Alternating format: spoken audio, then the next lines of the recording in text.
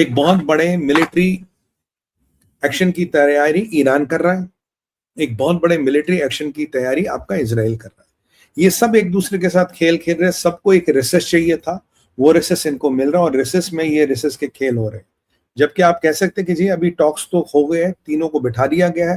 पहले शहबाज की बात हुई थी जेडी वांस से, शहबाज की बात ईरानियों से भी हुई, अब ये तीनों सामने बैठ गए हैं। पाकिस्तान बीच में, ये यहाँ और यहाँ एक ट्रैप केवल ये अमेरिका, ईरान और शहबाज का ही नहीं है, यहाँ ट्रैप जेडी वेंस का भी है।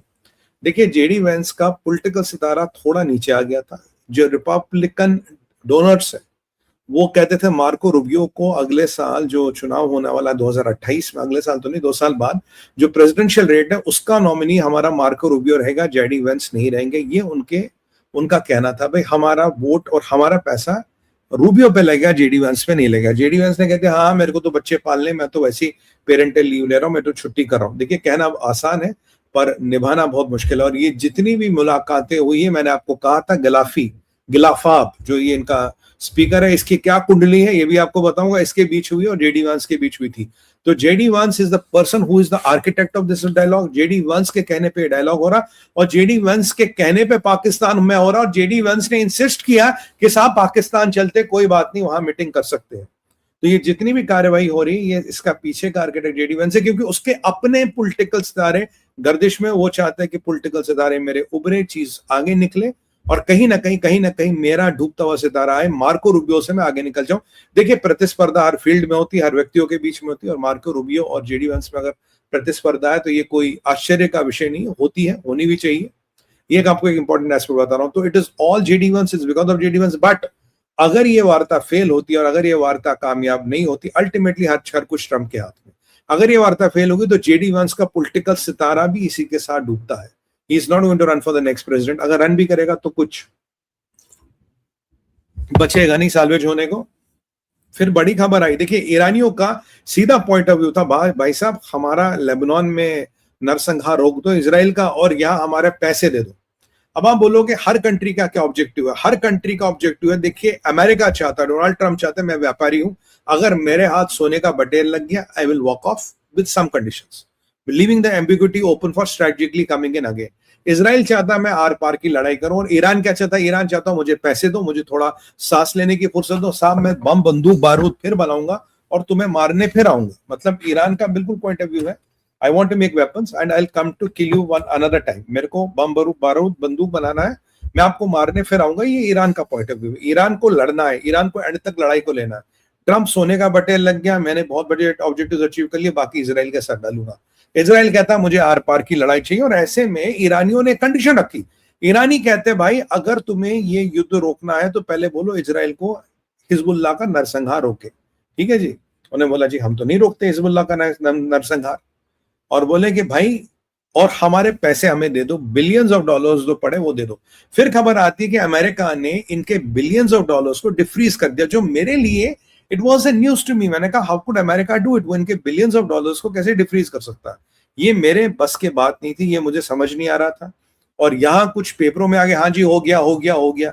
फिर मैं चीजों में गया, तह में गया, तो पता लगा ईरान की एक न्यूज एजेंसी है, वो क्लेम कर रही है कि एक विश्वसनीय सूत्र ने उनको बताया है अमेरिका में कि अमेरिका मान गया। अब सुनिएगा, यहाँ ये सुनिएगा, मीटिंग से पहले, फॉर्मल डिस्कशन से पहले अमेरिका ने मान लिया और इनके बिलियंस ऑफ डॉलर्स को डिफ्रीज करके इनके खाते में डाल दिया ताकि ये बम बारूद और बंकर बना सके। Can you do you believe it? अब अभी औपचारिक रूप से अमेरिका की पुष्टि आई है, बोला घंटा कोई बात भी नहीं हुई। America has agreed to nothing, कोई इनको पैसे नहीं मिल रहे। अब कुछ हमारे लोग कह रहे होंगे कौन हारा कौन जीता, ट्रंप हार गया, देखो ये हो गया, देखो वो हो गया, ट्रंप ने सरेंडर कर दिया। कुछ लोग का काम यहाँ यही है, आप पता नहीं यार, मतलब क्या कहां से इकोसिस्टम चलता, बट इकोसिस्टम तो चलता है। एक ये यहाँ सवाल चल रहा है। दूसरी बात, तो ये जो बिलियंस ऑफ डिफ्रीज किए गए हैं, इसकी मंशा क्या, इरादा क्या? मैं ये नहीं कहता कि आने वाले नेगोशिएशन में ये नहीं हो सकता, बट अभी जो खबर उड़ाई गई कि डिफ्रीज हुआ, ये सर बिल्कुल गलत है, कोई डिफ्रीज नहीं हुआ। Let me tell you, this is all crap, this is all हवाई। अभी खबर आई कि देखिए एक सिचुएशन में थोड़ा ट्विस्ट ऐसे आता है कि यूके का एक एडमिरल जवाब देता कि स्ट्रेट ऑफ हॉर्मोज को खोलना इतना आसान नहीं है, और स्ट्रेट ऑफ हॉर्मोज को अगर खोलना है तो तुम्हें यूके की जरूरत पड़ेगी, क्योंकि कुछ ऐसी माइंस है, कुछ ऐसे माइन फील्ड्स है, कुछ ऐसी माइन से संबंधित टेक्नोलॉजियां है जो यूके के पास इसकी महारत है। You will need UK navy to open strait of Hormuz. अब यूके की समस्या ये है कि उनके आधे तो पाकिस्तानी अमेरिकन भरे हैं, सॉरी पाकिस्तानी ब्रिटिशर भरे हैं। वो बेचारा इस्लामिक तुष्टिकरण से फ्री नहीं हो पाता, वो क्या करे आगे। वो तो मुसलमानों को खुश रखने में रखा कि कस्टमर हो, तो आजकल मस्जिदों में जा जाके इफ्तियार पार्टियां देते हैं। तो जब ये साफ प्रकरण चल रहा था तो अमेरिका को ने नेटो के माध्यम से इंग्लैंड को धमकी दी, भैया ये दिन और समय तक अपने जहाज और सबमरीन लेके पहुंचाना। अब ऐसा लगता है कि यूके हिल गया है, क्योंकि यूके के पानी में रशियन सबमरीन घूम रही है और रशियन सबमरीन को लेके अमेरिका की एक भी टिप्पणी नहीं आई कि उन्हें they want to do, yes they want to do, no what the hell they want to do. Americans are not even talking about it. That is irking Britishers. Now Britishers, what they are doing, मुझे लगता है they have bitten the bullet. They are saying okay we'll send our navy and we'll do whatever it is needed to be done, क्योंकि UK में पूरे युद्ध की तैयारी हो गई है। ब्लड बैंक, सिविल डिफेंस, ये ड्रिल्स, ये एक्सरसाइजेस जो भी एक युद्ध के पहले के समावेश होते हैं उन पे पूरा काम हो रहा कि अगर युद्ध होगा तो UK will how will it respond to युद्ध। तो जो युद्ध की तैयारी कर रहा उसमें आप यूके का भी नाम जोड़ दीजिए। अब अभी खबर आई, ट्रंप ने कहा कि भाई ईरान, हम we will open the strait of Hormuz without Iran. अभी खबर आई है कि एक अमेरिका का जहाज स्ट्रेट ऑफ हॉर्मुज की तरफ गया, ईरान की नेवी ने उससे वार्निंग दी, जहाज नहीं रुका, जहाज आके गया, ईरान की नेवी ने फिर वार्निंग दी। ऐसे कुछ सूत्र मानते कि कुछ मतलब you know kind of some what do you call it, warning shots they fired. Warning shots के बाद ईरान का मीडिया ये क्लेम करता है कि अमेरिका का वेसल लौट गया है। अब देखिए वहां पीस टॉक्स हो रही है, यहाँ नेवी आमने सामने खड़ी है, और America is up to something. America कुछ न कुछ तैयारी करा, और ये अमेरिकन अल्लू के पट्टे तो है नहीं कि सुसाइड करने जाएंगे, कोई जहादी तो है नहीं कि वहां मरने जाएंगे। और यहाँ देखिए हमारे विक्रम मिस्त्री साहब, एयर चीफ साहब, हमारे बहुत से लोग मार्को रूबियो से और अमेरिका में सब गणमान्य अधिकारियों से मिल रहे हैं। जयशंकर साहब यूएई गए हैं, यूएई को लेकर बड़ा गतिरोध हुआ, क्योंकि इन्होंने कहा कि यूएई को हम इस मीटिंग में नहीं बुलाएंगे क्योंकि यूएई उम्मत के अगेंस्ट है।